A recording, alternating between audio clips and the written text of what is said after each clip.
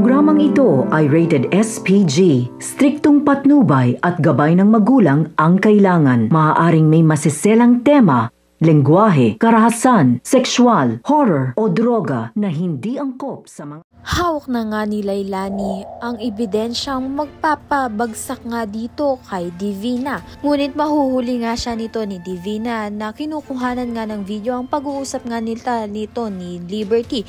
Kaya naman nga titungang si Divina ay sinaktan nga itong si Lailani at ikinulong pa nga sa loob ng CR upang ang hindi na nga muli makasalita nga sa mga kapulisan. Ngunit makukonsensya naman nga itong pinsan nga ni Divina at tutulungan niya nga itong si Lailani na mapabagsak nga itong si Divina dahil pagod na nga rin ang pinsan nga nito ni Divina na maging sunod-sunuran nga sa kanya, kaya naman nga tutulong na nga ito upang ang mapabagsak na nga nila itong ang si Divina at mapagbayaran na nga niya ang mga kasalanan nga niya dito nga sa pagkakakulong nga ni Princess. Samantalang kritikal nga ang lagay ng ama nga nito ni Princess sa ospital, kaya naman nga't malalaban nga siya dito kay Charlene na kung anong nga raw mangyari sa kanyang ama ay konsensya na nga lang ang magpapatahimik nga raw dito kay Charlene.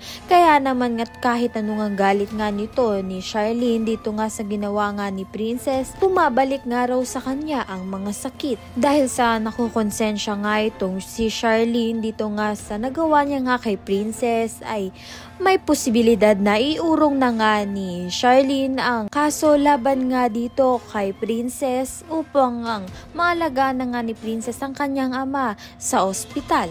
Ayan at iba pa ang dapat nating pakaabangan. Maraming salamat sa iyong panonood.